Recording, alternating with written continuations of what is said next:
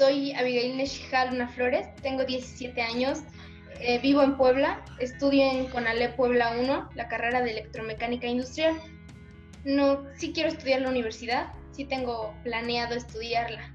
Por ejemplo, mi papá no tuvo estudios extensos y él leyendo, él investigando, aprendió demasiadas cosas. La sociedad en la que de la que nos rodeamos se basa en la tecnología y creo que si tengo esos conocimientos sí va a ser muy útil para mí.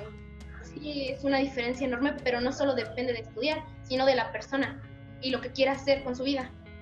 El miedo nos invade tanto que no estamos dispuestos a salir de nuestra zona de confort y además también la conformidad. Ser conformistas nos detiene y nos hace uno más del montón. Yo sé que hay muchos obstáculos, pero que es muy fuerte esa persona y que si ya pudo vencer obstáculos antes, yo creo que lo va a seguir logrando, que lo vas a seguir logrando y que confío en mí misma.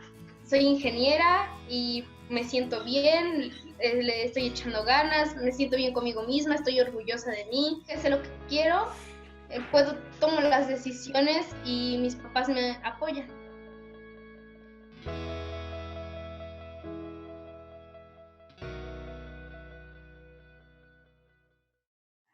Buenos días, muchas gracias por acompañarnos. Hoy tenemos una mesa muy especial en celebración del aniversario de CERAC, 35 aniversario, y vamos a hablar en esta mesa sobre juventud concretamente vamos a tocar hoy el tema de deserción escolar y las posibilidades que existen y que tendríamos que estar aprendiendo de otros lugares para enfrentar este gran problema. Nos acompañan Rafa de Hoyos, Leslie Serna y Dani Dorantes, directora ejecutiva de CERAC. Entonces voy a presentar brevemente sus semblanzas y después voy a darles paso a la discusión para que ellos tengan una conversación con nosotros. Bueno, primero presento a Leslie. Leslie es doctora en educación social. Ha colaborado en diversas iniciativas relacionadas con la formación de maestros y la elaboración de contenidos educativos sobre adolescencia y juventud, participación social, formación cívica y ética y educación socioemocional. Leslie fue subdirectora general del Instituto Mexicano de la Juventud y actualmente, colabora en Valora Consultoría desde el año 2003, donde ha coordinado estudios sobre programas sociales y educativos, y para el caso que nos ocupa, ha coordinado diversas investigaciones sobre abandono escolar en educación media superior. Leslie es integrante de la Red de Mujeres Unidas por la Educación. Bienvenida, Leslie. En segundo lugar, tenemos al doctor Rafa de Hoyos. Él es socio fundador de Saber y profesor de Economía del Instituto Tecnológico Autónomo de México. Entre 2011 y 2019 fue economista en el Departamento de Educación para América Latina del Banco Mundial.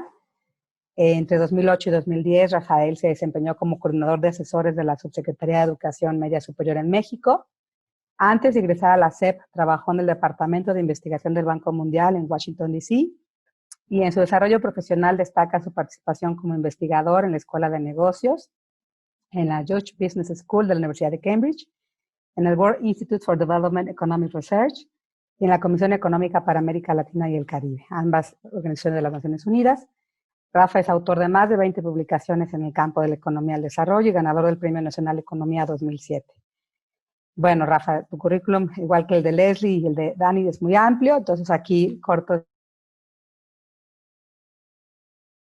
Consultor y investigador en el Banco Mundial, y gracias también por estar esta mañana con nosotros. Y finalmente presento a Dani Dorantes Delgado. Daniela es licenciada en Relaciones Internacionales por el TEC de Monterrey, maestra en Políticas Públicas comparadas por la Facultad Latinoamericana de Ciencias Sociales, la Flaxo México. Desde marzo del 2018 es directora general de Servicios a la Juventud, organización sin fines de lucro, fundada en 1985 y que busca que las personas jóvenes ejerzan sus derechos, tengan mejores oportunidades y transformen la sociedad en una más justa e incluyente. Daniela es especialista en diseño y evaluación de proyectos, particularmente del sector educativo, y su experiencia profesional incluye haber trabajado para el Instituto Nacional para la Evaluación de la Educación, el INEE, apoyando con la evaluación y emisión de directrices sobre política educativa dirigida a diversos grupos de población en situación de alta vulnerabilidad. Pues, sin más, doy inicio. Muchas gracias, Dani, a esta mesa. Y una vez presentados, pues yo voy a tratar de medir un poco los tiempos para que sea una conversación fluida. Tenemos más o menos 50 minutos. Y después me gustaría recuperar algunas preguntas de la gente que nos está escuchando, preguntas, sugerencias para nuestros panelistas y en general sobre el tema que hoy discutimos. Entonces, les voy a tomar más o menos el tiempo, pero si ustedes se pueden autorregular será mucho mejor. Son más o menos 7 minutos en esta primera ronda y tengo 2 preguntas iniciales. Empezaríamos con Leslie, luego con Rafael y terminamos con Daniela. La primera pregunta es 2 bloques de preguntas ahí. ¿Qué implica para la vida de un joven cursar sus estudios en media superior? ¿Qué beneficios, ¿no? ¿Qué beneficios tienen, como segunda pregunta anidada, para su vida presente y futura el cursar su educación media superior? Y entonces, bueno, pues sin más, le daría la palabra a Leslie. Adelante. Muy bien, pues muchas gracias, Arce, muchas gracias a Seraj por la invitación para este rico e interesante tema. Entonces, bueno, voy a tratar de contribuir desde mi experiencia y desde lo que yo he visto, ¿no? Primero creo que hay que pensar a qué edad se entra a la educación media superior. Generalmente 16 años. Si en realidad 16 años todavía eres muy pequeño, eres muy, muy joven, acabas de salir de la secundaria. Llegas a la escuela con ilusiones y expectativas. Y podemos ver fácilmente cuando los jóvenes, las historias de los jóvenes que hacen el examen para ingresar a la escuela, llenos de motivación, llenos de sueños por quedar en el plantel en el que están solicitando, con ideas de lo que viene después, a veces no tan claras, apenas conformándose, pero básicamente la escuela simboliza la entrada a la escuela en el nivel de educación media superior simboliza la entrada a una nueva etapa de tu vida. Eres adolescente, has estado en la secundaria con ciertas normas rígidas, con una familia que está protegiéndote, cuidándote, y el paso a la educación media superior es un paso de autonomía, de logro de autonomía muy importante. Y eso es lo que está básicamente en la mente de los jóvenes en esa edad. Entonces, a los 16 años se abre un panorama, una posibilidad enorme. Y desde el punto de vista de lo que significa el desarrollo adolescente, pues Erickson acuñó este término de moratoria psicosocial, que se me hace muy bonito e interesante, porque a lo que se refiere básicamente es a que estás en una etapa de la vida en la que puedes experimentar, puedes indagar, investigar, conocer, hacerte de elementos sin grandes consecuencias. Y eso es algo muy importante en el desarrollo de una persona, tener y justamente coincide con la educación, con los años de la educación media superior, 16, 18, ¿no? Donde puedes jugar, conocer, probar. La palabra es experimentar, sin grandes consecuencias. Y creo que básicamente la escuela lo que ofrece o lo que debería ofrecer es esa posibilidad de experimentar, de crecer, de conocer, de fortalecer la autonomía de los niños y de los jóvenes que son en este momento. Es una etapa en la que también, desde el punto de vista demográfico, pueden tomarse decisiones que son importantes en la vida. O estás ya muy cerca, ¿no? Alrededor de los 20, 21, empiezan a tomarse decisiones en términos de matrimonio, de primer hijo, etcétera, ¿no? Entonces estás en el paso previo a eso, previo a tomar ciertas decisiones. Entonces es una etapa realmente compleja, delicada, que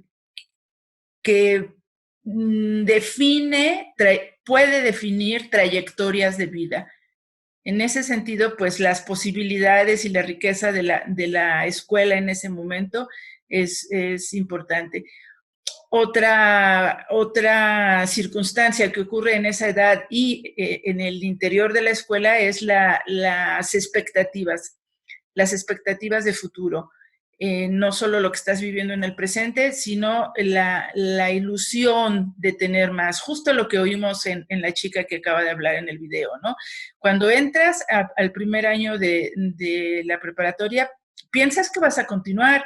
Tu sueño es que vas a tener educación superior. O sea, hay una expectativa de vida y además se asocia esa expectativa a ciertas condiciones de incorporación al mundo adulto. La posibilidad de tener un mejor empleo, así lo expresan los jóvenes cuando les preguntas qué significa para ellos la escuela, la posibilidad de tener un mejor trabajo, un mejor ingreso. ¿Y eso qué quiere decir? Pues un mejor lugar, una mejor calidad de vida y una mejor incorporación en el mundo adulto, la posibilidad de tener una casa, de tener unas ciertas condiciones, en fin, lo que es ser adulto teóricamente, ¿no? O sea, mayor autonomía económica, ética y en todos los sentidos, ¿no? Y pues es un espacio sin duda de socialización donde las posibilidades de crecer como personas son inmensas, ¿no? Lo que más extrañan los jóvenes ahora en la pandemia, básicamente, es el aspecto de la convivencia, la posibilidad de estar con otros, de construirse con otros, y creo que eso es lo que la escuela ofrece como espacio de vida y de desarrollo para los jóvenes en esta etapa de vida, ¿no?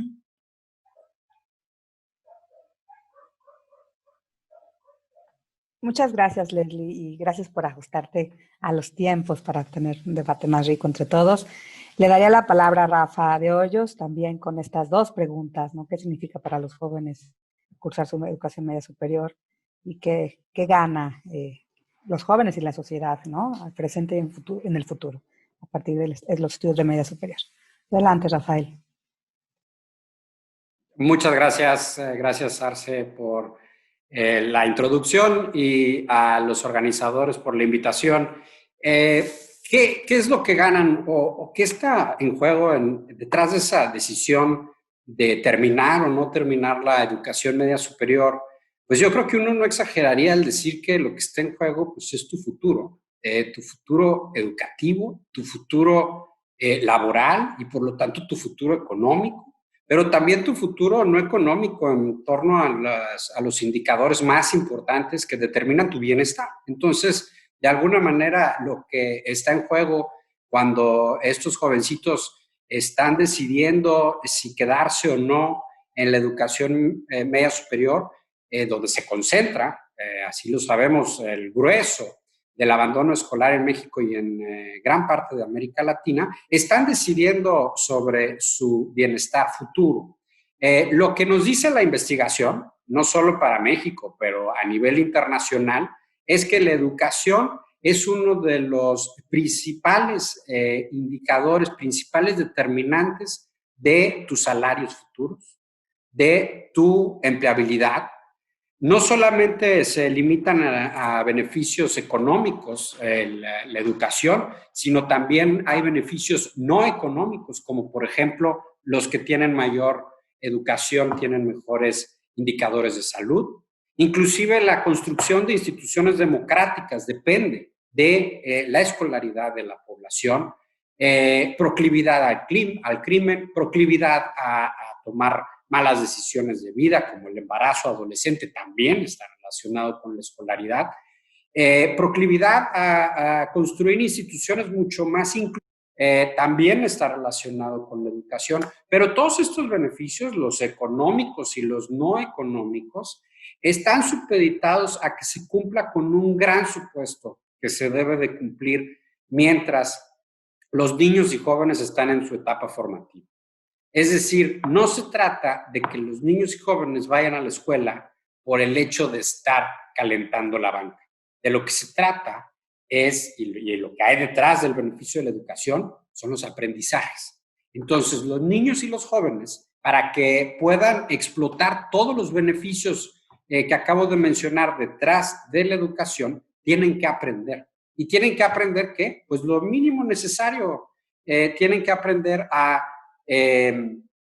comprender textos, tienen que aprender a utilizar operaciones matemáticas básicas para resolver problemas cotidianos, tienen que aprender a trabajar en equipo, tienen que aprender la importancia del respeto, tienen que aprender la importancia de la perseverancia, la importancia de trazarse metas en el largo plazo y ser congruente con su comportamiento en el corto plazo para alcanzar esas metas. Todas estas cosas que uno puede referirse a ellas o etiquetarlas como las habilidades básicas para la vida, es lo que determinan, y así lo dice la investigación, es lo que determina todos los beneficios asociados a la educación. Si no se da este componente de aprendizajes, entonces de poco importa que adquieras un año más de escolaridad o un título de preparatoria si tu cúmulo, tu acervo de habilidades no está incrementándose. Entonces, eso nos lleva a pensar a que el problema del abandono escolar es una manifestación más a un problema mucho más complejo y un problema estructural que no es coyuntural y por lo tanto no se arregla con una transferencia monetaria, y es el problema de la falta de aprendizajes. En nuestro sistema educativo tenemos números gruesos, como 30 millones de mexicanos en escolaridad básica y media superior. Números gruesos. Más o menos la mitad o poco más de la mitad de estos niños y jóvenes no adquieren los aprendizajes básicos que acabo de definir hace unos minutos.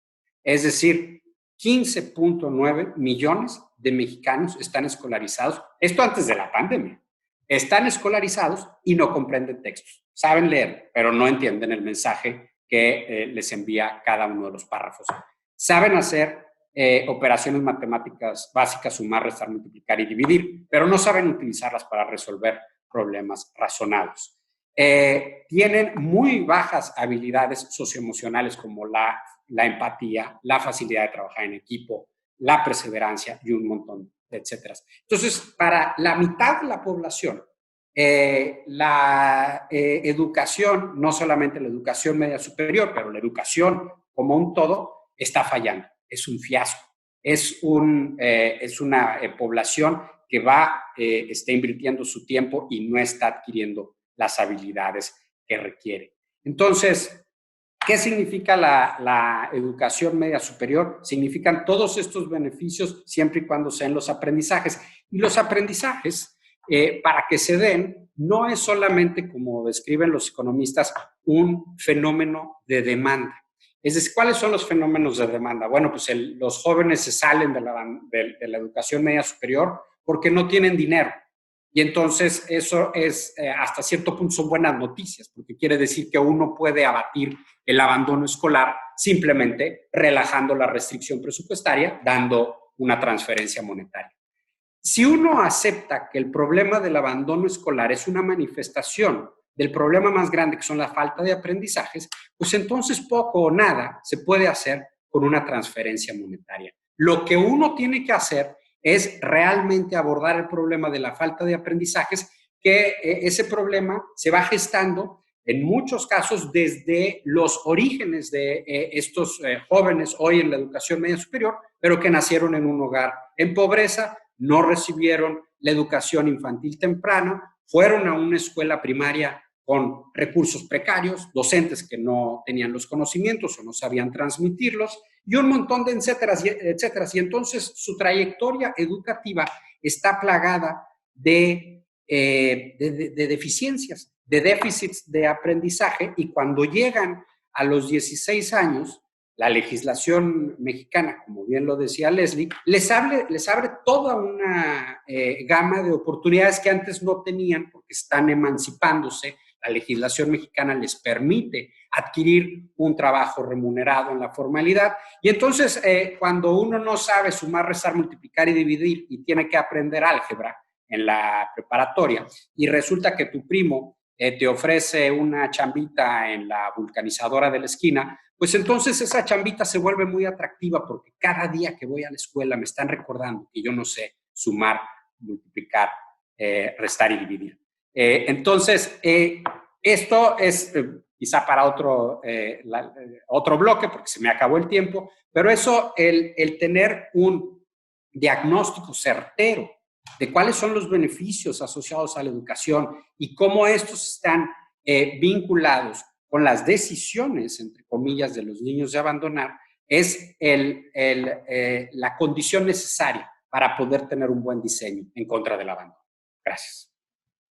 Muchas gracias, Rafa. Sí, justamente en un segundo bloque vamos a abordar un poquito más las causas y las propuestas para solucionar este gran problema de la deserción escolar.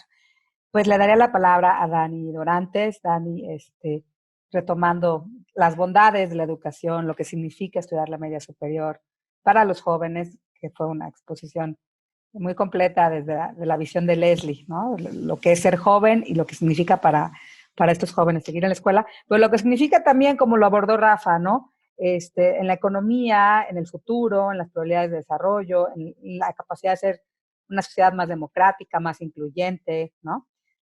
Me encantaría nos encantaría ahora escucharte a ti y para sumar a esta discusión, Dani. Adelante.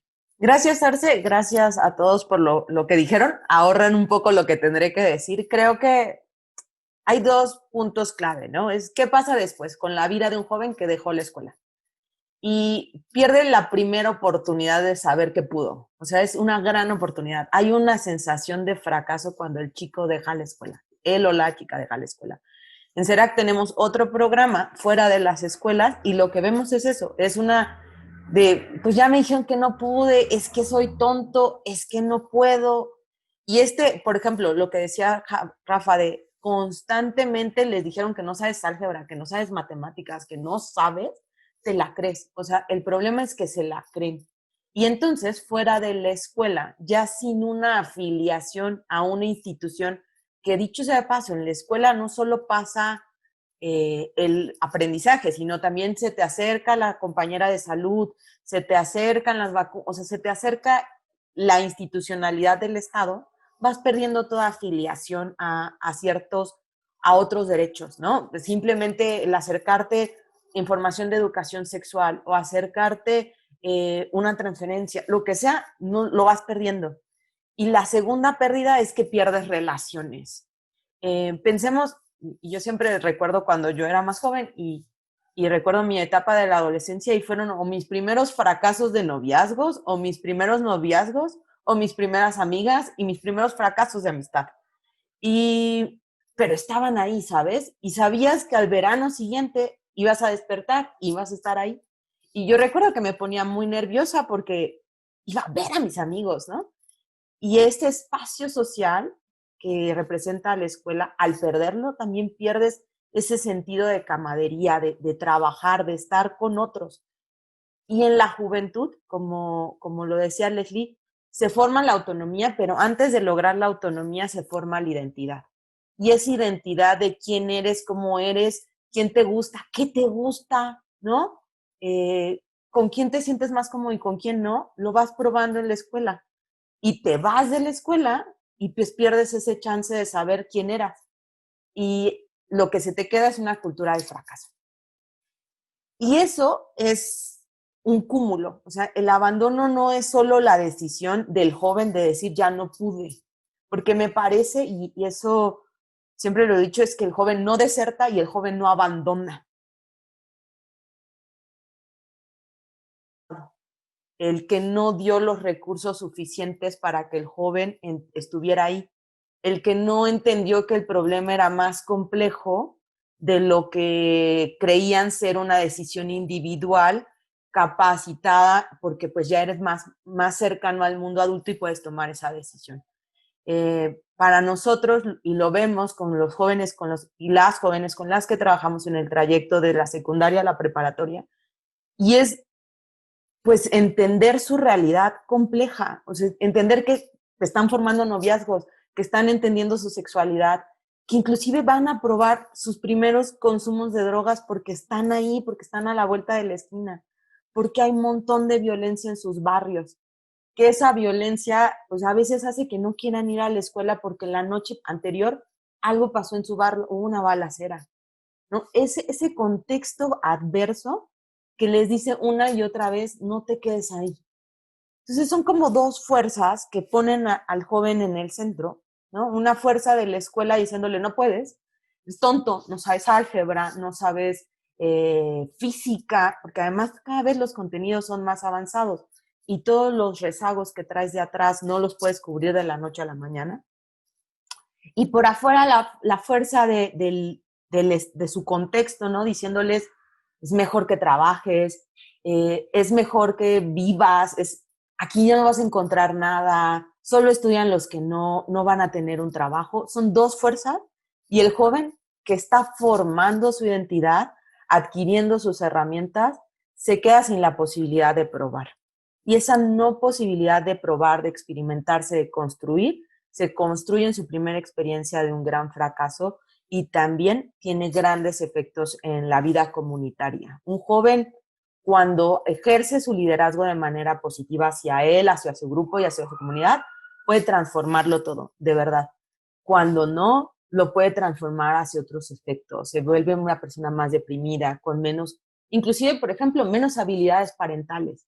No se nos pueden olvidar un montón de mujeres jóvenes que su causa de abandonar la escuela es el embarazo, es el tener más de un hijo, ¿no? Nosotras atendemos a mujeres de 20 años con 2 hijos, ¿no? ¿Qué habilidades parentales puedes tener si primero te dijeron que tú no eras suficiente, que tú no podías?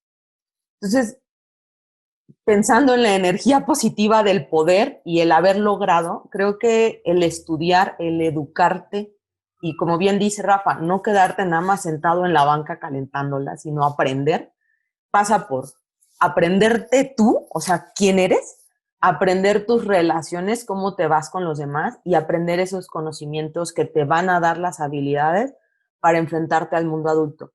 Que dicho sea de paso, en el contexto, en el grueso de los jóvenes en México, es un contexto muy adverso, lleno de violencia, de inseguridad y de mucha falta de oportunidades. O sea, inclusive la promesa de trabajar es una promesa de no movilidad social. En México no podemos olvidar que los trabajos son fábricas de pobreza, en donde las personas que trabajan no tienen los ingresos suficientes para salir de tener una mejor bienestar. Entonces, no se nos puede olvidar eso. Es como hacia afuera tampoco es que van a encontrar oportunidades. Esas oportunidades las encuentran si tienen mejores condiciones de educación. Muy bien, Dani, muchas gracias. Pues me parece que los tres han marcado como todas las bondades y los retos que enfrentan los jóvenes en esta etapa de su vida respecto, bueno, las expectativas, la construcción de su autonomía, de su identidad, las posibilidades que te da la escuela cuando la escuela es de calidad, ¿no? Cuando se invierte no solo no solo se incentiva la demanda por educación, como decía Rafael, sino se mejora la oferta educativa, que sería como el gran reto, ¿no? Pero además, las posibilidades que te da a futuro el continuar tus estudios, ¿no? Y las posibilidades de interacción inmediata con el otro, ¿no? Para formar tu carácter, etcétera. Entonces, creo que hay muchas cosas, nos hacen recordar, esta charla, ¿no? Hace recordar, pues, cuando todos fuimos muy jóvenes, ¿no? Y justamente lo que queríamos hacer de nuestras vidas y las posibilidades que se construyeron en esa época, donde muy acertadamente dice Leslie, tienes todavía, equivocarte en muchas cosas, ¿no? Porque estás probando, no tienes tantas responsabilidades en principio, ¿no? La verdad es que la realidad es que muchos jóvenes en México tienen que combinar, y ahí va el segundo bloque de preguntas, tienen que combinar esta etapa de su vida, de continuar estudiando, pero a veces trabajar también y apoyar los ingresos de la familia, ¿no? Entonces viene la parte económica y otras muchas cosas de las que seguro ustedes nos van a comentar ahorita. Pero entonces, ¿cuáles son las causas para que un joven abandone, ¿no? Ya Rafael adelantaba el tema de los rezagos acumulados, ¿no? A lo largo de la vida. Entonces, eso hace que también la escuela se vuelva poco relevante para uno, ¿no? Te sientas indiferente, te sientas cansado, ya no te guste. Pero ¿cuáles son estas causas? Si pudieran abundar un poquito más, ahorita voy a darle la palabra a Leslie. ¿Cómo se agravan ahora en tiempos de pandemia? Porque ahorita el riesgo que tenemos es que muchos jóvenes dejen, Rafael ha manejado varias cifras muy alarmantes de cuántos jóvenes podríamos perder del sistema educativo en este gran embudo que es justo la media superior, y cómo se agrava esto con la pandemia. Y para finalmente dar un poquito de luz, ¿no? Aquí tienen un poquito más de 7 minutos cada uno, 7, 8 minutitos, si quisieran comentar, para hablar sobre cómo lo está haciendo, si conocen buenas prácticas, qué se está haciendo en otros países, incluso en México, si conocen algún caso de alguna buena práctica para prevenir la deserción. ¿Qué tendríamos que hacer para escalar estas buenas prácticas? ¿Qué tendríamos que pedirle al Estado mexicano? Bueno, y les recuerdo al público que nos escucha, si quieren compartir algún comentario, alguna pregunta, colocarla en el chat, por favor. Y le doy la palabra a Leslie. Gracias. Pues bueno, la encuesta nacional de deserción en educación media superior que se realizó en 2012, todos sabemos, dijo que el tema era económico. Y entonces de ahí se vinieron construyendo ideas sobre prácticamente señalarlo como el único elemento y además encontrar como única solución dar becas, ¿no? Y sin entrar en mayor profundidad, en especificidades y demás, se vino construyendo una narrativa de que el tema era económico y el tema eran becas, como ya mencionó Rafa, ¿no? Y en un estudio que hicimos recientemente en Valora, el año pasado, encontramos cómo esta narrativa es muy vigente en los docentes, en los directores, desde luego en las autoridades, ¿no? Pero digamos, en el caso de la escuela, en los docentes y en los directores y en los estudiantes que no abandonan. Todos ellos piensan que la causa por la cual abandonaron los que abandonaron es económica. Y cuando fuimos a preguntarle a los que abandonaron, resulta que no era económica, era justamente el déficit de aprendizaje. No entendían el contenido de las asignaturas, empezaban a reprobar los primeros trimestres, iban acumulando materias reprobadas y después era una cosa inmanejable, ¿no? Obviamente esto se puede combinar con factores económicos y con factores de vida, de toma de decisiones y demás, pero el tema económico de ninguna manera es el más importante. Y lo que es terrible es toda la narrativa que se ha construido alrededor de eso, porque al no ubicar los problemas reales, el joven que reprueba y que abandona se vive como un fracasado personal, lo vive como un fracaso personal. Y sabemos que el grueso del abandono está en el primer año, ¿no? De la media superior. Entonces, tú imagínate que a los 16 años ya te consideras un fracasado. Y ya dices frases como, es que la escuela no es para mí. O sea, lo escuchamos en prácticamente todas las entrevistas y encuestas que hicimos. Es que yo no soy bueno para la escuela. El que abandona nunca nadie ve el problema estructural, ¿no? Del aprendizaje. Lo vive realmente como un fracaso personal, que además se va construyendo seguramente desde las primeras semanas, cuando te sientas en tu silla y empiezas a escuchar algo que no entiendes. Parece que te están hablando en otro idioma, ¿no? Entonces, claro, la sensación de no, esto no es para mí, esto no está funcionando, empieza en la primera semana y la segunda y la tercera, y cuando repruebas los primeros, el primer bimestre, las primeras calificaciones, pues solamente se va corroborando que la escuela no es para ti. Y claro, hay un sistema para medir cuándo los estudiantes cuándo abandonan y cuándo hay que hacer algo, ¿no? El sistema de alerta temprana que puede funcionar en algunos lugares, pero que no es tan temprana en realidad, porque pues se mide cuando el joven ya prácticamente está en un momento de la gradiente muy avanzado, ¿no? O sea, esta idea que se ha creado ahora de que hay una gradiente de desafiliación que empieza el día 1 de clases y se va construyendo hasta que al final pues no regresa, ¿no? A inscribirse al siguiente año. Y ahí es cuando se mide el abandono. Y a lo largo de las primeras semanas, pues hubo un tiempo desaprovechado.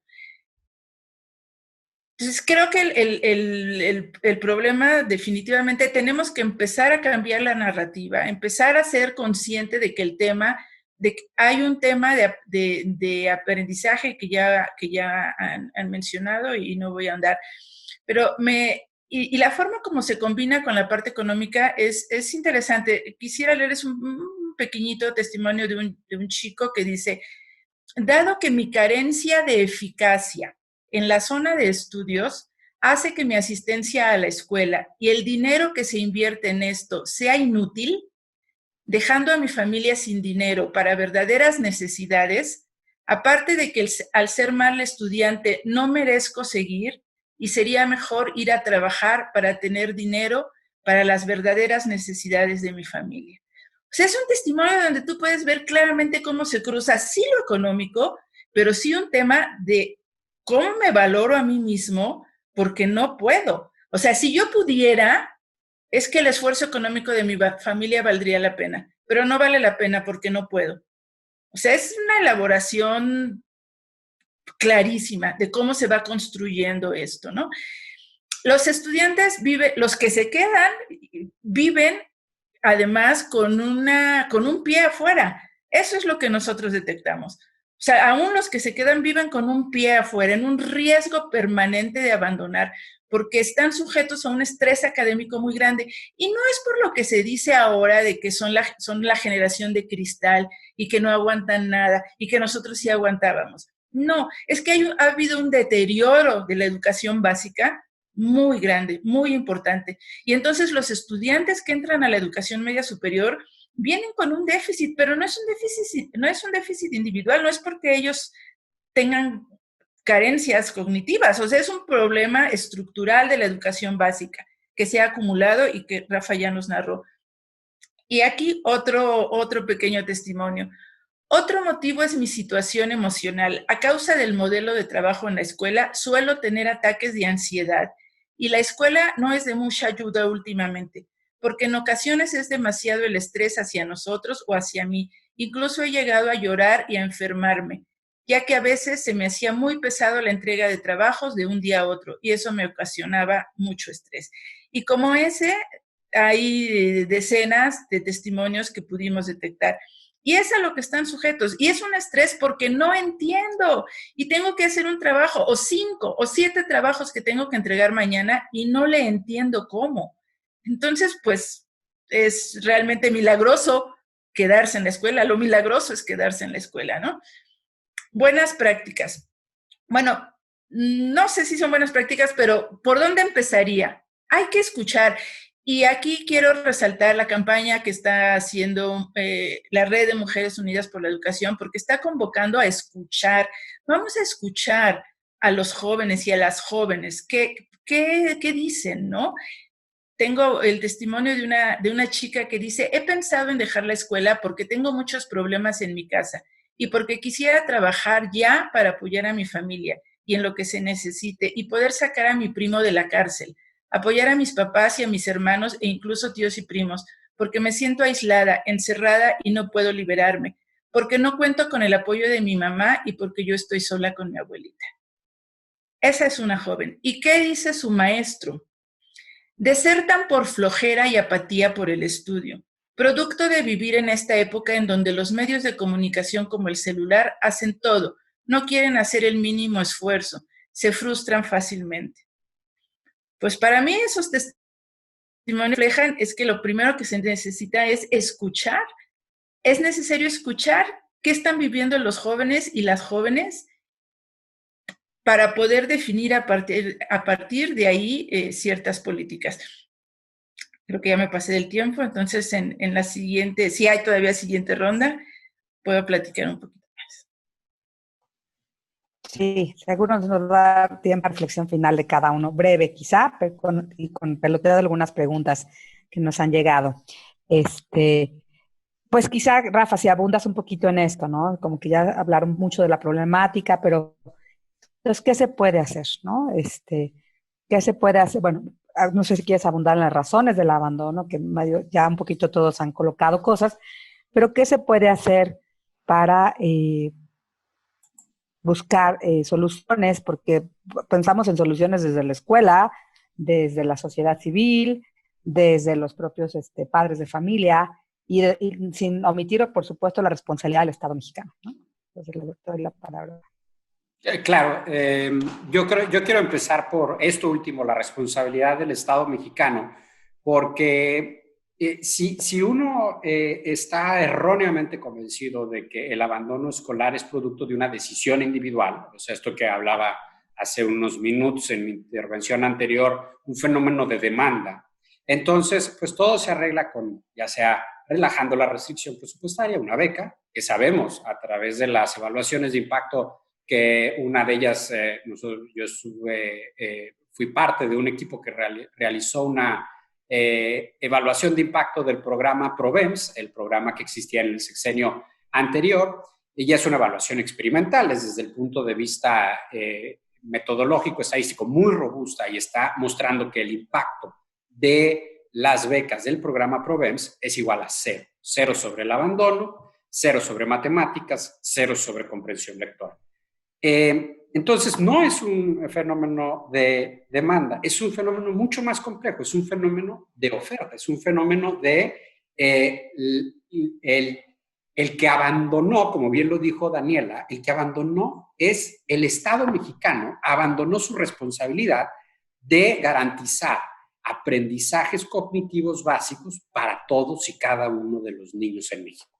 Y abandonó no a una partecita, abandonó a la mitad, más o menos, a grandes rasgos, abandonó a la mitad de los niños y jóvenes que están dentro del sistema educativo, los cuales sabemos que van a salir, ya sea antes de culminar la educación obligatoria o culminando la educación obligatoria sin las habilidades cognitivas básicas. Están en términos de la nomenclatura de enlace o de PISA, están en el nivel insuficiente. Entonces, ¿qué es lo que se tiene que hacer? Pues lo que se tiene que hacer es abordar el problema y aceptar que este problema es un problema complejísimo, que si es producto de la falta de aprendizajes, para que el Estado mexicano pueda garantizar aprendizajes cognitivos básicos para todos, va a tener que, primero, empezar a priorizar las inversiones de educación infantil temprana. Es porque ahí es donde se originan las divergencias entre niños pobres y niños no pobres en México. Desde la nutrición, tenemos 12% de los niños que padecen desnutrición crónica, es decir, tienen bajo peso y bajo talla para su edad, tienen esto que los gringos llaman como stunted, un déficit grave de desarrollo físico. Luego estos niños, muchos de estos niños que tienen desnutrición crónica, van a las escuelas más paupérrimas de nuestro sistema educativo. Van a un sistema, algunos de ellos, que se conoce como un CONAFE, en donde las escuelas no tienen las condiciones edilicias, no tienen los materiales pedagógicos, no tienen ni siquiera un docente, que sabemos que el docente es el actor dentro del sistema educativo más importante detrás de los aprendizajes, y estos, nuestros 400,000 niños más pobres, que nacieron en situación de pobreza y muchos de ellos padeció desnutrición durante sus primeros 1,000 días de vida, esos niños van a las escuelas donde ni siquiera hay un docente, hay un instructor comunitario, el cual hace una labor loable y respetable, pero que nosotros como sociedad mexicana deberíamos de asignar los mejores recursos que estén disponibles para esos niños, porque les debemos su derecho a aprender. Luego vamos a tener que reformar la carrera docente. Ahora con la pasada reforma del 2019, pues vamos para atrás, porque ahora los docentes entran sin una evaluación transparente, sin una evaluación que privilegie el mérito, esta evaluación también tiene que darse a los docentes en servicio, no para castigar a nadie, sino para identificar cuáles son las áreas en donde los docentes de educación básica tienen que mejorar, para que la formación continua sea más pertinente. Luego, tenemos que tener un sistema de asignación financiera que diga, a ver, yo voy a seguir a los niños, voy a tener una per cápita. Y a los niños que estén en condición de marginación, le voy a dar 2, 3, X número de veces más que a los niños que no están en marginación.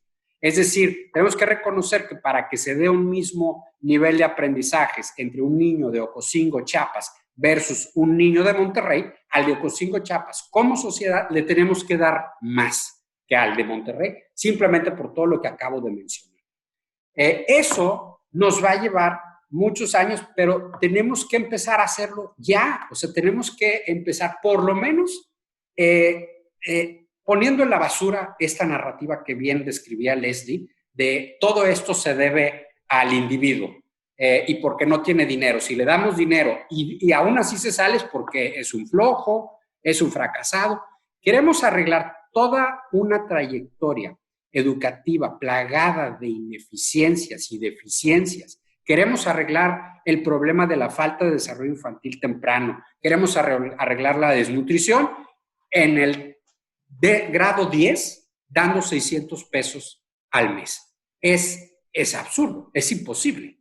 Entonces, pues no debería de sorprender a nadie que la evaluación de impacto de las becas nos diga que las becas son ineficientes para satisfacer el derecho de aprender de los niños en educación media superior. Entonces, eso se tiene que hacer y tiene que estar en la agenda, tiene que estar en la parte alta de la agenda de largo plazo educativa para México. Pero eso es de poco consuelo para los chavos que ya están hoy por hoy en educación media superior, que ya no adquirieron las habilidades cognitivas básicas porque la educación básica, como bien lo dijeron antes, ha estado deteriorándose en términos de su calidad.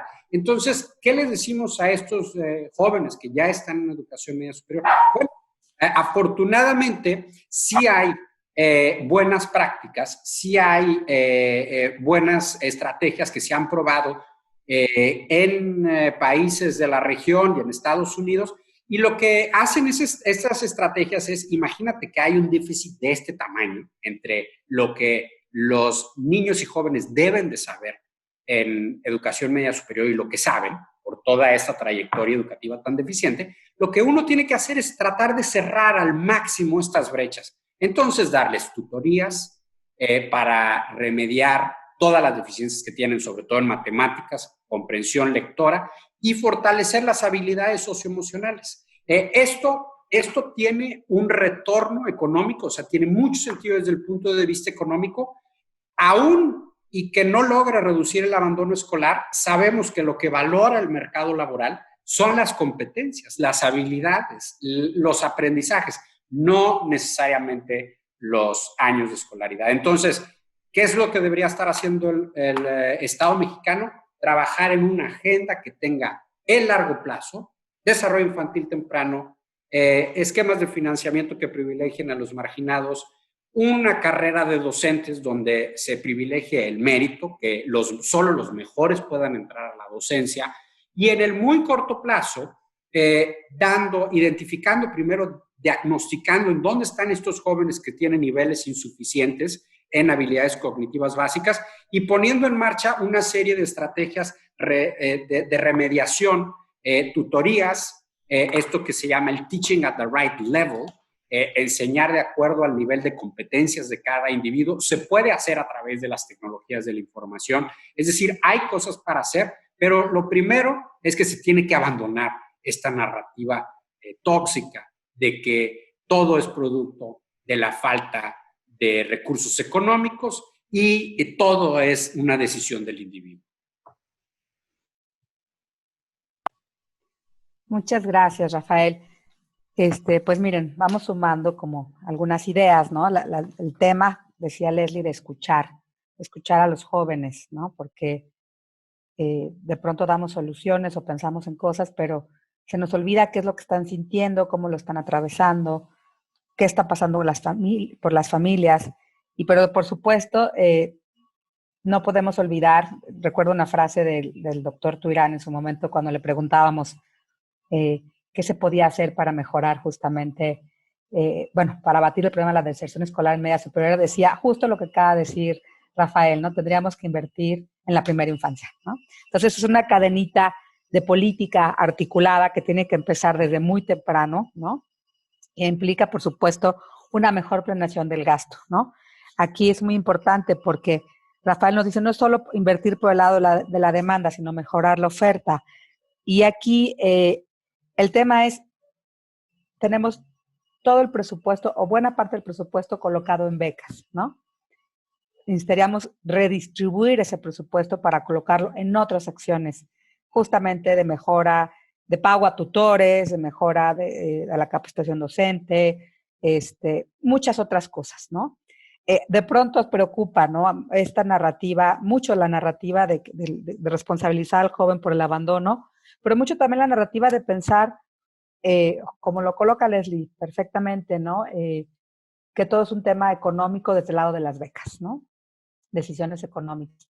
Entonces, la verdad es complejo, pero es un poco frustrante. Y aquí le voy a sumar una pregunta a Daniela, porque ella trabaja en sociedad civil. Bueno, pues todos ustedes son parte de la sociedad civil y son investigadores, ¿no? Entonces,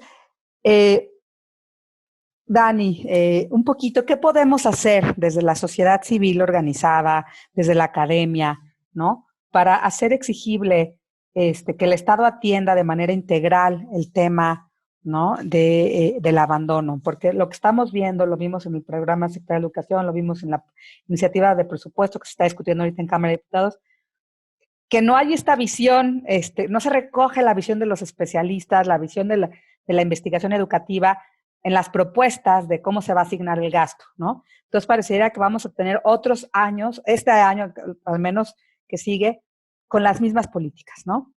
Entonces, bueno, abonar a las propuestas de soluciones desde esta visión también de nosotros qué podemos hacer como investigadores desde nuestra trinchera, ¿no? Gracias, Arce. Pues contestando puntualmente a esa pregunta es que hay que demostrar que se puede. O sea, hay que demostrar que esa juventud, con esos jóvenes y esas jóvenes, se puede hacer algo. O sea, ese es el factor clave. Hace un año nos invitaron a un proyecto que era muy grande en 2 estados del país, que buscaba articular voluntades, ¿no? Pero se articulaban mucho desde lo etéreo, ¿no? Desde pues va para acá y se tiene un convenio, ¿no? Y nos invitaron a probar una parte de nuestro modelo en ese territorio. Y podrían haber pasado muchas cosas buenas y muchas malas, como todo en la vida, pero lo que le enseñamos a esos docentes, a esas escuelas, es que focalizar, es que actuar, es que enseñar, es que confiar en el joven tenía sus efectos y que sí podía ayudar a prevenir el abandono escolar. Eso me parece que se vuelve clave en estos tiempos, donde las narrativas importan, pero donde también las evidencias existen, ¿no? Creo que hacer articulación, hacer incidencia, pasa por demostrar que se puede y que no solo está en los libros. Y en ese sentido, SERAG ha buscado desarrollar desde hace varios años, 12 años, un modelo que ha ido evolucionando como evolucionan las juventudes. Me parece que hablar de un solo modelo estático que no se cambia y no permuta sería muy difícil, pero que tiene pilares muy sólidos, que además son pilares de nuestro abordaje, de nuestra teoría de cambio. El primero es confiar en el joven o la joven, es creerle, ¿no? Es creer que puede, creer, de verdad es un voto de confianza. Todos los testimonios de los jóvenes que pasan por SERAG empiezan por como alguien que confía en mí. Ese señor, esa señora, sería buena onda. Y además estaba bien joven, me sentía empático, me sentía entendido. En ese confiar también permitirle su experimentación. En estos espacios sociales del Zoom, ¿no? A muchos profesores les ha pasado que tienen la pizarra. ¿Qué hace un joven cuando tiene una pizarra? Expresarse. Y esa expresión puede no ser la más políticamente correcta, pero es suya, es su forma de decir aquí estoy. Y hay que preguntarnos, ¿vamos a suprimirlas o las podemos alentar para seguir construyendo en ese espacio virtual la construcción de su identidad? Desde SERAG tiene que, O sea, un proceso, una intervención tiene que ayudar al joven a creer en él y después formar su identidad. Y por lo tanto tiene que probar, tiene que experimentar. Y en ese experimentar nosotros vamos desde sus habilidades socioemocionales en un pequeño grupito hasta probar hacer una campaña o pintar una barda o pintar una cancha o hacer un festival en su escuela. Porque también hay que demostrarle a los otros actores que el joven no es ese, como decía Leslie, esa generación de cristal que ya no quiere nada. Entonces, solo haciendo una pausa en esa generación de cristal, yo recuerdo mis papás diciendo, la generación de Dani es súper frágil y nada les gusta. Y yo hoy pienso, y así, o sea, ¿sabes? Siempre hemos pensado de la juventud que no es suficientemente fuerte o que no es tan buena como somos ahora los adultos. Y eso siempre está ahí. Y en la educación, en la formación de jóvenes hay que entender que están ahí, que necesitan construirse, ¿no? Y que necesitan probar, y que necesitan saber que pueden, y que se pueden reconstruir las relaciones, y que un simple torneo de fútbol organizado por los jóvenes puede ayudar a mejorar las relaciones porque visibiliza las contribuciones de padres hacia la educación, de entre docentes y padres, y entre docentes y alumnos. Hay que reconstruir las relaciones de manera positiva. De ahí, un punto muy importante que decía ya Leslie es hacer sistemas de alerta temprana. Evidentemente, si hay poco recurso económico, hay que pensar cómo focalizar la deserción. Y se han hecho, pues, pruebas, nosotros también lo hemos hecho, con 3 indicadores, ¿no? Reprobación, asistencia, faltas, ¿no? Y esos 3 indicadores clave, ¿no? Pues nos hablan solo de un aspecto, el académico, pero no se nos puede olvidar que la vida, ¿no? Es más que lo que pasa en la prueba, español, matemática, en los conocimientos y las materias clave. Entonces nosotros empezamos a probar, ¿no? Y esto es como de estos experimentos que estamos haciendo con otras pruebas de tamizaje que nos hablan de otros riesgos de las personas jóvenes, como violencia, como consumo de drogas, ¿no? Cómo esos otros factores también pueden influir en su toma de decisión individual de desertar o no. Y ahí pensar, ¿no? Dependiendo de qué te arroje el diagnóstico, qué hacer. Y ahí es, en el qué hacer, hay que reconocer uno, que la escuela no lo va a dar todo, ¿no? O sea, una chica que, no sé, tiene un problema de un embarazo adolescente no va a encontrar todas las respuestas dentro de la escuela, pero sí la escuela, si articula hacia adentro, o sea, si articula que la campaña de salud, que si la campaña de educación sexual, etcétera, tiene que articular hacia afuera y tiene que articular con otras instituciones del mundo gubernamental y de las empresas y de la sociedad. Así como esta demanda de que los conocimientos de la educación tienen que abrirse a las demandas del empleo, también tiene que abrirse hacia cómo se está haciendo la prevención del embarazo, cómo se está haciendo el tratamiento de consumo de drogas, cómo se está mejorando la parte emocional, que dicho sea de paso, hoy cobra mucho más relevancia, ¿no? Hoy ese aspecto social de la educación y esa parte emocional de la educación va a cobrar muchísima más relevancia. Y quinto, y quizá el más importante, es transformar la mirada adultocéntrica que tenemos los agentes de la educación. Mientras sigamos creyendo que el joven no puede y no sabe, mientras los docentes no permitan al joven o al adolescente experimentar, difícilmente va a transformarse el proceso educativo para esa generación. Y en eso, pues, también hemos intentado hacer algunos ejercicios. Ahora inclusive estamos dando, que dicho sea de paso, lo virtual nos ha ayudado muchísimo más a llegar a más docentes, a darles formación a docentes en enfoque de juventudes o de género. Nos ayuda mucho, pero hay que empezar a cambiar ese chip. Y ese chip no nada más se cambia con el curso, se cambia con enseñar que se puede. Entonces, cuando ven a otros jóvenes lidiando con jóvenes y haciendo un proceso formativo y poniendo una cancha y haciendo un festival, entonces los docentes también dicen, algo pasó y yo voy a poderlo cambiar también.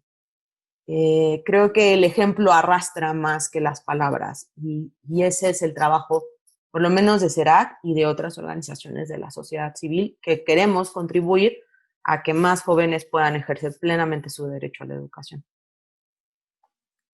Muchas gracias, Dani. Pues es alentador el trabajo que hace CERAC, ¿no? Entonces, fíjense cómo tenemos que combinar como desde la academia, ¿no? Continuar con la investigación respecto a las causas del abandono y encontrar todos estos factores, ¿no?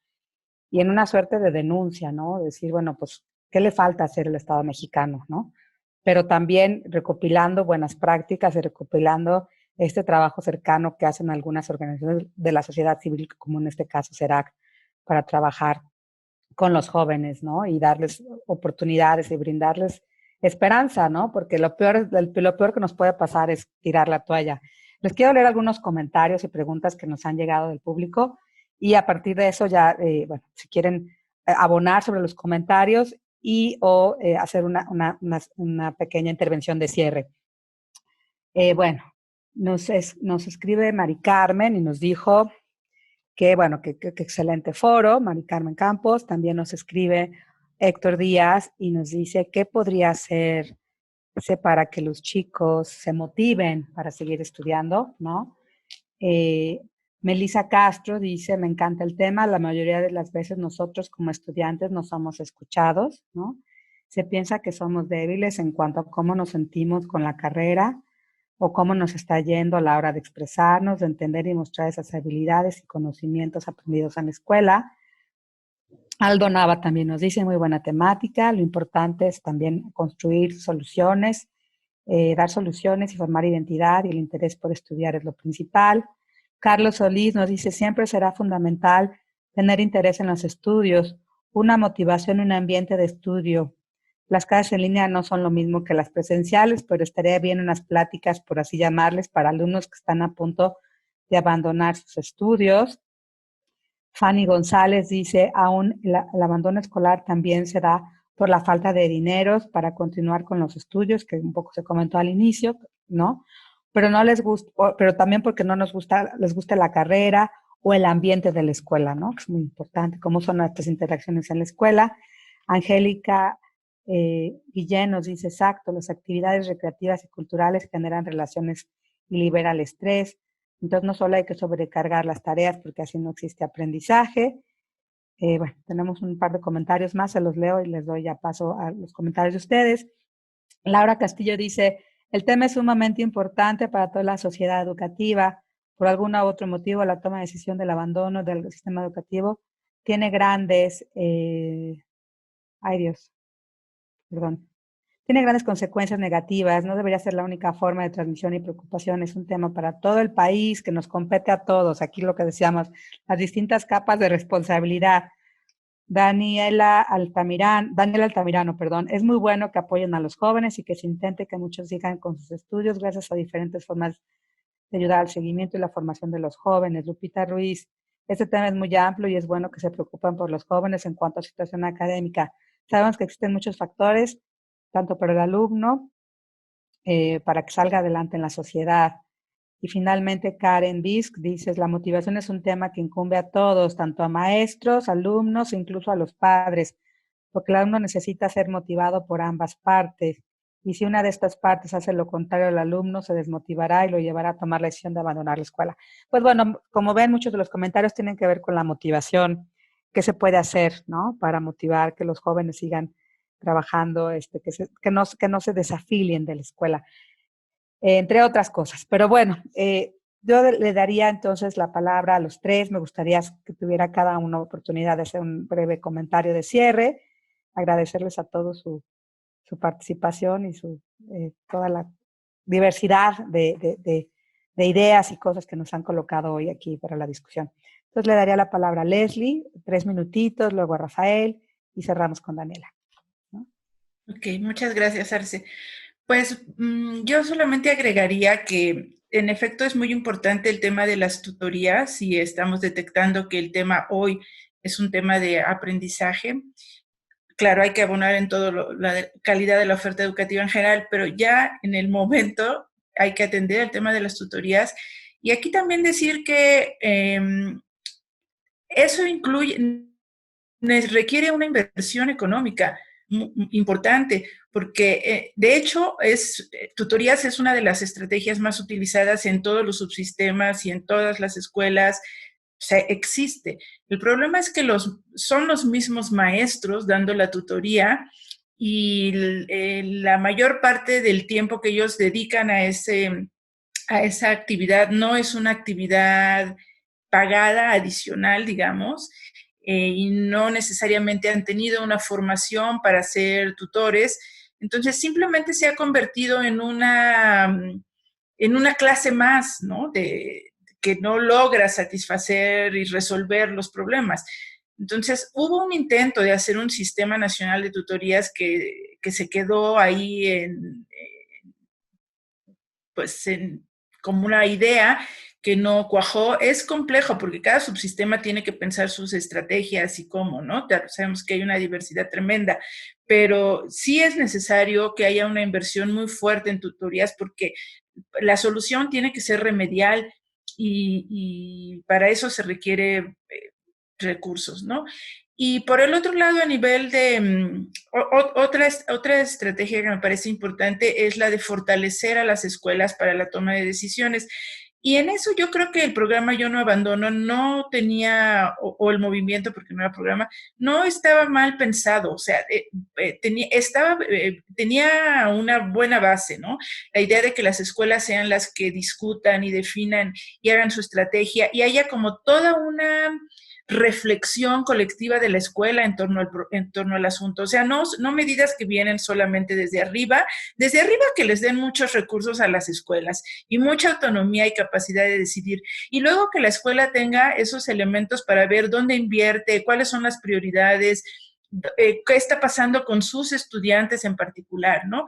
Y ahí hubo pues buenas experiencias tanto en Yo No Abandono como esto que narra Dani, ¿no? De este programa en el que ella participó, que me tocó conocer, un programa muy interesante justo por eso, porque permitía, sobre todo empoderaba a la escuela para ellos identificar, para hacer su propio diagnóstico, para definir sus estrategias, para crear vínculos, ¿no? Con organizaciones que pudieran ir a dar ahí apoyos puntuales de acuerdo a lo que ahí se había diagnosticado como problemática específica, ¿no? Y aunque no tiene una evaluación de impacto como tal, lo que alcanzamos a ver en términos de resultados era sumamente positivo en solamente un año y medio de intervención, ¿no? Entonces, creo que es posible, pero hay que ser menos centralistas y dar más recursos, que son pues justo dos debilidades del sistema educativo mexicano, ¿no? Y muchas gracias por la invitación. Muchas gracias, Leslie. Adelante, Rafael. Quizá antes, porque me llegaron otras preguntas, comentarios, y si pueden abordarlas también Rafael y Daniela, ¿no? Fátima, del Sinvestab, del DIE. Muchas gracias por el conversatorio. Coincido con el enfoque de que el abandono no se trata de únicamente una decisión individual, es en cierta forma, un fracaso de la institución. Ahora es evidente que con becas el problema no se resolverá, se necesitan trastocar aspectos asociados a la escuela para enfrentar el problema. También hay que considerar que los alumnos migran a otras escuelas para combinar sus estudios. Hay abandono de la escuela, pero no necesariamente del sistema. ¿Conocen estudios al respecto? ¿Quieran comentar? Y Ana Lilia Martínez, sería buena idea dar otra sesión. Dice, está muy rápido, está muy padre el tema y muy importante, es muy amplio y el tiempo es corto. Así es que, Dani, organízate otra mesa, ¿no? Nos quedamos con puntos a tocar más a fondo, ya que abarca todo, llámese entorno, actitudes, aptitudes, alumnos, docentes, gobiernos, y es una mesa donde se ha hablado un poco de todo. Y Rogelio Contreras dice, el sistema educativo es precario. Al día de hoy ocupamos los mismos sistemas que se ocupaban hace 50 años. Se espera tener los mismos resultados que antes se tenían, pero con las herramientas del pasado.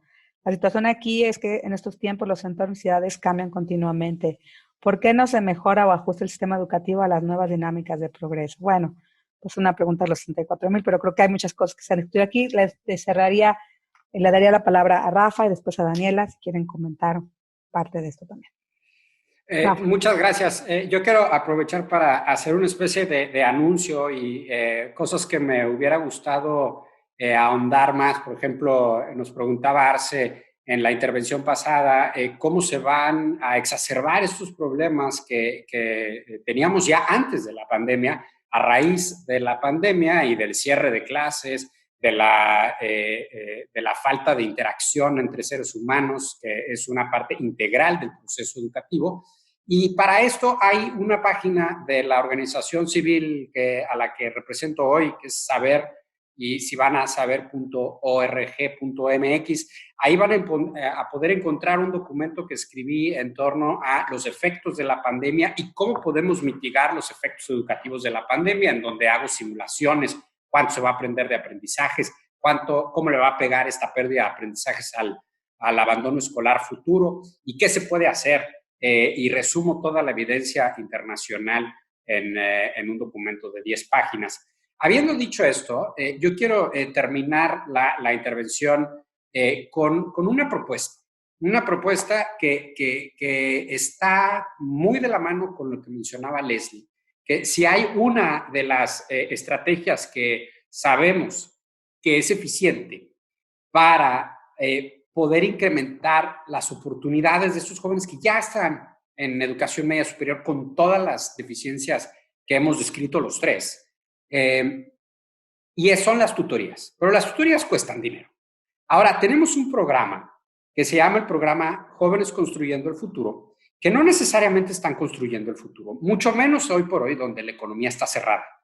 Para que estos jóvenes sí puedan construir el futuro, un buen uso de esos recursos y de la motivación de estos jóvenes y del capital humano que muchos de estos jóvenes tienen, es ¿por qué no le damos a estos jóvenes 1, 2 meses de formación para que sean ellos los tutores? Van a recibir 3,600 o 3,700 ahora y pico pesos al mes. Entre muchos de estos jóvenes ya terminaron la educación media superior, algunos inclusive tienen licenciatura trunca o completa, muy fácilmente podrían cambiarle la vida para bien a muchísimos niños mexicanos que hoy por hoy viven en situación de pobreza y no tienen las habilidades, pero lo más básico, no comprenden textos. Y entonces, este programa podría ser canalizado con un costo bajísimo, marginal, porque simplemente tendrías que invertir en una buena formación para que sean tutores, y realmente ahora sí podrían estar estos jóvenes construyendo el futuro, no solamente el de ellos, pero el de toda la sociedad mexicana. Y entonces yo les quiero dejar con esa propuesta, porque no hay ninguna otra agenda, ningún otro reto más grande en el plano de lo social que tengamos como país que proveer las oportunidades mínimas a la mitad de la población que hoy por hoy está escolarizada pero que no aprende y que desgraciadamente proviene de un hogar, la gran mayoría de ellos, en pobreza, lo cual quiere decir que en el futuro estos 15.9 millones de mexicanos seguirán muy probablemente siendo pobres. Entonces, ¿cómo rompemos con este ciclo intergeneracional de la pobreza? Lo rompemos así, utilizando toda la motivación, el capital humano de los jóvenes al servicio de los que menos tienen. Y muchísimas gracias por la invitación. Muchas gracias, Rafael. Pues le daría, nos quedamos con esta propuesta interesantísima. Le das la palabra a Daniela para que cierre con algunas reflexiones. Su tercera intervención. Daniela, adelante. Muchas gracias, Arce. Creo que son 2 cosas que quiero abordar súper rápido, así que 1 minuto y medio para cada una. La primera es la motivación. Hay que entender que el espacio sí es una computadora, pero alrededor hay un montón de cosas. Está mi casa, está la cocina, está mi tío, está mi abuelito. Y yo de paso cada vez más, ¿no? Pues los jóvenes empiezan a salir. Mucho más, ¿no? Mucho más que todos. Han sido el que ha salido, el que ha acompañado al abuelo, el que va a recoger el mandado. Ahí hay aprendizajes. Y si vemos, en lugar de ver lo que no tenemos, vemos lo que sí tenemos, podemos construir una mejor narrativa para que el aprendizaje sea posible.